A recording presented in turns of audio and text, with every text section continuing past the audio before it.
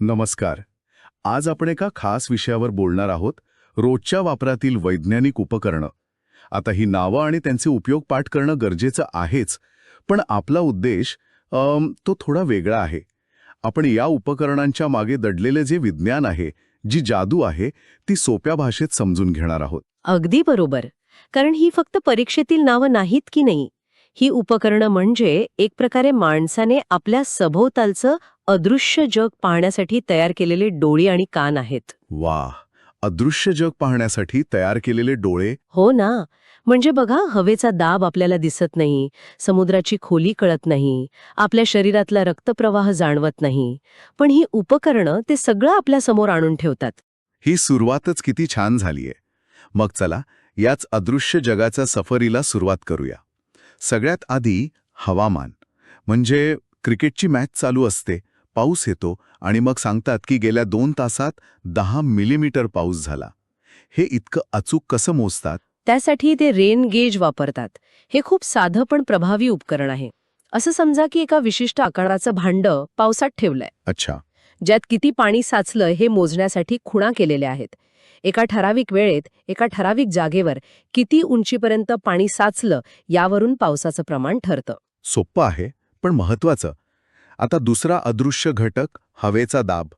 बातम्यांमध्ये आपण नेहमी ऐकतो की कमी दाबाचा पट्टा तयार झाला आहे. पण या दाबचा अर्थ काय आणि तो मोजतात कसा? यासाठी बॅरोमीटर नावाचं उपकरण वापरलं जातं. आणि गंमत म्हणजे हा दाब म्हणजे दुसरं तिसरं काही नाहीये, तर आपल्या डोक्यावर असलेल्या हवेच्या प्रचंड मोठ्या स्तंभाचं वजन आहे. काय सांगताय? म्हणजे आपण ते सतत वाहून फिरत असतो? हो. आणि जेव्हा हे वजन म्हणजे दाब कमी होतो, तेव्हा आजूबाजूची जास्त दाबाची हवा त्या रिकाम्या जागेकडे वेगाने धाव घेते. आणि हवेच्या ह्याच हालचालीमुळे वादळ, वारे किंवा पावसाची शक्यता निर्माण होते. अच्छा. म्हणजे बॅरोमीटरमधला बदल आपल्याला संभाव्य वादळाची सूचना देतो. अगदी. म्हणूनच RMS 2021च्या परीक्षेत यावर थेट प्रश्न होता की बॅरोमीटर काय मोजतं, आणि उत्तर होतं ॲटमॉस्फेरिक प्रेशर. हे खूपच रंजक आहे. मग वाऱ्याचा वेग कसा मोजतात? आपण हवामान केंद्रांवर किंवा उंच इमारतींवर ते पंख्यासारखं गोल फिरणारं उपकरण पाहतो. अरे हो, तेच तर असतं ॲनिमोमीटर. ते जितक्या वेगाने फिरेल तितका वाऱ्याचा वेग जास्त. हे उपकरण आपल्याला वाऱ्याची ताकद आणि वेग सांगतं, म्हणजे force and velocity of the wind. यावरही RMS 2020 मध्ये प्रश्न आला होता. आणि याच्या जोडीला अजून एक असतं ना, हवेतला दमटपणा मोजायला. हो, हायग्रोमीटर. ते हवेतील आर्द्रता मोजतं. पावसाळ्यात हवा कशी चिकचिकीत वाटते ती याच आर्द्रतेमुळे. बरोबर. हवामानानंतर आता जरा जमिनीच्या आत आणि पाण्याच्या खाली जाऊया. जेव्हा भूकंप होतो तेव्हा बातम्यांमध्ये सांगतात की रिश्टर स्केलवर 5.5 तीव्रता. पण ही तीव्रता मोजली कशी जाते? त्यासाठी सिझमोग्राफ वापरतात. भूकंप म्हणजे काय, तर जमिनीच्या आतल्या खडकांच्या थरांमध्ये प्रचंड ऊर्जा साचते आणि ती अचानक बाहेर पडते. ही ऊर्जा लाटांच्या किंवा कंपनांच्या रूपात पसरते. आणि सिझमोग्राफ ही कंपने नोंदवतो. अगदी. हे एक अत्यंत संवेदनशील उपकरण आहे. ते जमिनीची अगदी सूक्ष्म हालचाल सुद्धा नोंदवतं. त्या कंपनांच्या तीव्रतेवरून भूकंपाचं केंद्र कुठे आहे आणि त्याची तीव्रता किती आहे हे ठरवलं जातं. आणि समुद्राचा काय? जहाजांना किंवा पाणबुड्यांना समुद्राची अथांग खुली कशी कळते? काहीतरी खाली सोडून तर मोजत नसतील ना? नाही, अजिबात नाही. त्यासाठी ते फॅदोमीटर वापरतात. हे सोनार तंत्रज्ञानावर काम करतं. सोनार म्हणजे वटवाघूळ जसं वापरतं तसं? अगदी तसंच. फॅथोमीटर जहाजातून एक ध्वनी लहर समुद्राच्या तळाकडे पाठवतं. ती लहर खाली आदळून परत येते. हा जाण्या येण्याचा वेळ मोजला जातो. आणि आवाजाचा पाण्यातील वेग आपल्याला माहीत असतो. बरोबर. या दोन्ही गोष्टींवरून समुद्राची अचूक खोली काढली जाते. हे समुद्रासाठीचं इकोलोकेशन आहे. म्हणूनच RMS 2018 मध्ये यावर प्रश्न आला होता. तर आपण हवा, पाणी आणि जमीन यातील अदृश्य गोष्टी कशा मोजायच्या हे पाहिलं. पण आपण स्वतः जे अंतर कापतो, जो वेग गाठतो, त्याचं काय? गाडी चालवताना समोरच्या डॅशबोर्डवर 2 मीटर असतात. एक काटा हलत असतो आणि दुसरा आकडे बदलत असतो. बरोबर. जो काटा वेगाप्रमाणे पुढे मागे होतो तो आहे स्पीडोमीटर. तो आपल्याला सांगतो की आपण त्या क्षणाला किती वेगाने गाडी चालवत आहोत. आणि जे आकडे पुढे सरकत असतात ते उपकरण आहे ओडोमीटर. ते गाडी सुरू झाल्यापासून आजपर्यंत एकूण किती अंतर कापलं आहे याची नोंद ठेवतं. ह्या 2 उपकरणांवर आधारित एक प्रश्न सैनिक स्कूल 2020 आणि 2023च्या परीक्षेत आला होता की वाहनाचा वेग मोजण्यासाठी कोणतं उपकरण वापरलं जातं. उत्तर होतं स्पीडोमीटर. आणि विमानाचं काय? पायलटला विमान जमिनीपासून किती उंचीवर आहे हे कसं कळतं? त्यासाठी अल्टिमीटर वापरतात. आणि गंमत म्हणजे अनेक अल्टिमीटर सुद्धा बॅरोमीटरच्याच तत्वावर काम करतात. म्हणजे हवेच्या दाबावर? हो, जसं आपण उंच जातो तसा हवेचा दाब कमी होतो. हवेच्या दाबातील ह्याच फरकावरून अल्टिमीटर उंची मोजतं. हे ऐकून मला आठवलं की जुन्या काळात जेव्हा GPS नव्हतं तेव्हा खलाशी भर समुद्रात दिशा कशी ओळखत असतील? त्यांच्याकडे एक जादुई उपकरण होतं, मॅरिनर्स कंपस. ते पृथ्वीच्या चुंबकीय क्षेत्राचा वापर करतं. त्यातली चुंबकीय सुई नेहमी उत्तर-दक्षिण दिशेला स्थिर राहते. आणि एकदा उत्तर दिशा कळली की बाकी दिशा ओळखणं सोपं झालं. अगदी. या एका छोट्याशा उपकरणाने माणसाला समुद्रावर आणि जगावर राज्य करायला मदत केली. आणि याच खेळातला सगळ्यात आधुनिक उपकरण म्हणजे रेडार. हो, रेडार म्हणजे रेडिओ डिटेक्शन अँड रेंजिंग. हे फॅथोमीटर सारखंच काम करतं, पण ध्वनी लहरींऐवजी रेडिओ लहरी वापरतं. या लहरी पाठवून त्या समोरच्या वस्तूला म्हणजे विमान किंवा ढग त्याला आदळून परत येईपर्यंत लागणारा वेळ मोजतात. बरोबर. यावरून ती वस्तू किती दूर आहे, कोणत्या दिशेला आहे आणि कोणत्या वेगाने प्रवास करत आहे ही सगळी माहिती मिळते. तर आपण प्रवास आणि भौतिक जगातील मोजमाप पाहिलं. पण आपल्या आधुनिक जगाला चालवणाऱ्या अदृश्य शक्तीचं काय? म्हणजे वीज. ती आपल्याला दिसत नाही, पण तिच्याशिवाय आपलं पान हलत नाही. तिचा प्रवाह कसा मोजतात? खूप महत्वाचा प्रश्न आहे. आपल्या घरात जी वीज येते तिचा प्रवाह, करंट, मोजण्यासाठी ॲमीटर वापरतात. ते आपल्याला सांगतं की सर्किटमधून किती ताकदीने वीज वाहत आहे. जणू काही विजेच्या नदीचा प्रवाह मोजतोय आपण. मग गॅल्व्हनोमीटर ते ॲमीटरपेक्षा वेगळं कसं आहे?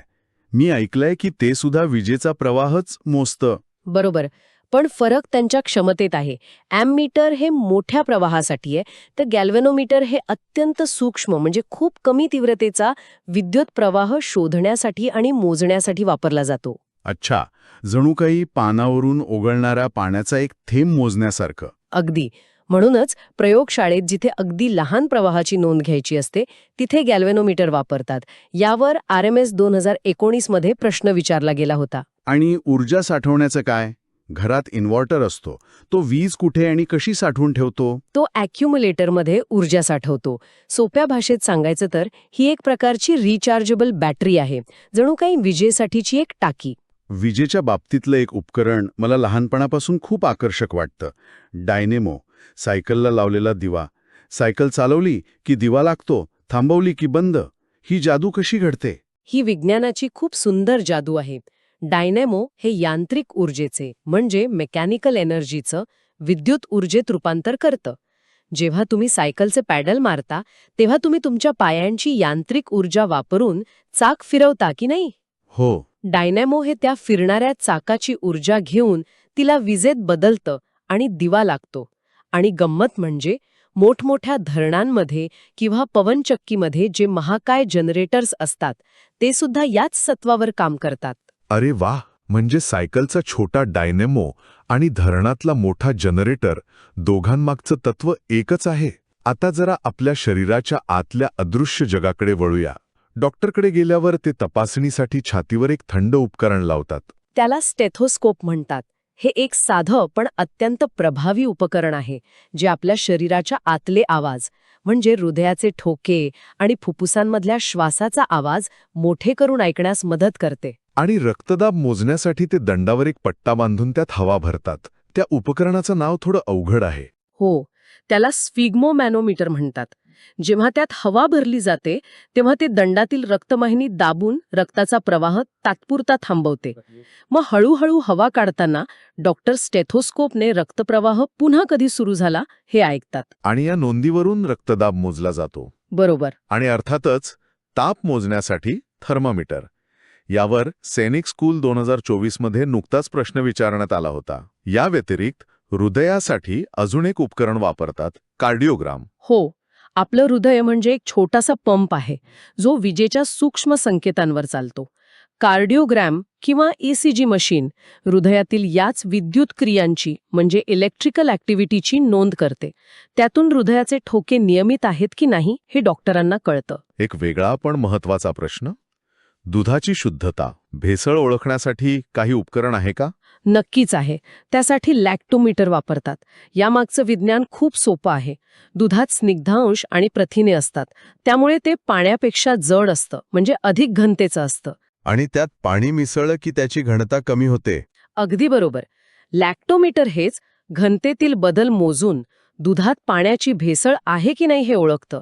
IGBV 2022च्या परीक्षेत हा प्रश्न आला होता. आता काही इतर रंजक उपकरणांबद्दल बोलूया, जी आपल्याला प्रकाश आणि आवाजाच्या जगात घेऊन जातात.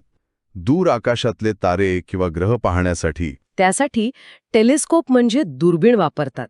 ते दूरच्या वस्तूंकडून येणारा प्रकाश गोळा करून आपल्याला त्यांची मोठी आणि स्पष्ट प्रतिमा दाखवतं. आणि याच कुटुंबातला त्याचा छोटा भाऊ म्हणजे बायनॉक्युलर्स. याच्या अगदी उलट म्हणजे अत्यंत लहान वस्तू पाहण्यासाठी त्यासाठी मायक्रोस्कोप वापरला जातो. तो लहान वस्तूंची हजारो पटींनी मोठी प्रतिमा तयार करतो. या दोन उपकरणांमुळेच आपल्याला ब्रह्मांडाच्या विशालतेची आणि पेशींच्या सूक्ष्म जगाची ओळख झाली. माझ्या मनात एक प्रश्न आहे. सिनेमात दाखवतात की पाणबुडीत बसलेली व्यक्ती पाण्याबाहेर काय चाललंय ते पाहते. हे कसे शक्य आहे? ते पेरिस्कोप वापरतात, म्हणजे फक्त आरशांचा आणि प्रिझमचा खेळ. एका नळीच्या दोन्ही टोकांना विशिष्ट कोनात आरशे बसवलेले असतात. बाहेरचा प्रकाश एका आरशावर पडून नळीतून खाली येतो आणि दुसऱ्या आरशावर आदळून पाहणाऱ्याच्या डोळ्यांपर्यंत पोहोचतो. वा, म्हणजे शुद्ध भौतिकशास्त्र आणि कल्पकतेचं मिश्रण. हो ना. आवाजाच्या बाबतीत कोणती उपकरणं आहेत? आवाजाची तीव्रता मोजण्यासाठी ऑडिओमीटर आहे आणि आपण जो माईक वापरतो तो म्हणजे मायक्रोफोन. तो आपल्या ध्वनी लहरींचे विद्युत संकेतांमध्ये रूपांतर करतो, जे रेकॉर्ड करता येतात किंवा मोठे करून दूरपर्यंत पोहोचवता येतात. ही तर झाली नेहमीच्या वापरातील उपकरणं. या व्यतिरिक्त काही खास कामांसाठीची विशेष उपकरणं आहेत का? हो, नक्कीच. उदाहरणार्थ पायरोमीटर.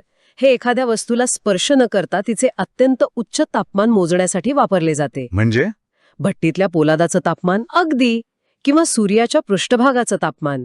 उष्णतेचं प्रमाण मोजण्यासाठी कॅलोरीमीटर वापरतात, ज्याचा रसायनशास्त्राच्या प्रयोगांमध्ये खूप उपयोग होतो. आणि समुद्राच्या पाण्याची चव खारट असते. ही क्षारता मोजायला काही आहे का? आहे ना. नावाप्रमाणेच सलायनोमीटर. ते द्रावणातील क्षाराचे प्रमाण म्हणजे सेलेनिटी मोजते. आणि शेवटचं पण महत्त्वाचं उपकरण जे आपल्या AC किंवा फ्रीजमध्ये असतं, थर्मोस्टॅट. ते तापमान सेन्स करतं. आपण सेट केलेल्या तापमानाशी कंपेअर करतं आणि त्यानुसार मशीन चालू किंवा बंद करतं. ज्यामुळे तापमान स्थिर राहतं. बरोबर. तर आज आपण हवामान, प्रवास, वीज, आरोग्य आणि इतर अनेक क्षेत्रांतील वैज्ञानिक उपकरणांची ओळख करून घेतली. हे फक्त परीक्षेतील प्रश्न नाहीत, तर खरं तर माणसाच्या जिज्ञासेची आणि बुद्धिमत्तेची प्रतीक आहेत. अगदी खरं आहे. या उपकरणांनी आपल्याला आपल्या सभोवतालचं जग अधिक चांगल्या प्रकारे समजून घेण्यास मदत केली आहे. आणि जाता जाता एक विचार करण्यासाठी प्रश्न. आपण पाहिलं की प्रत्येक उपकरण एक विशिष्ट गोष्ट मोजतं. कोणी तापमान, कोणी दाब, तर कोणी वेग. विचार करा, भविष्यात अशी कोणती अदृश्य गोष्ट असेल जी मोजण्यासाठी आपल्याला एका नवीन, पूर्णपणे वेगळ्या उपकरणाची गरज भासेल. म्हणजे काय असू शकतं? कदाचित माणसाच्या भावना, विचार किंवा चेतना मोजणारं एखादं उपकरण. आणि ते कसं काम करेल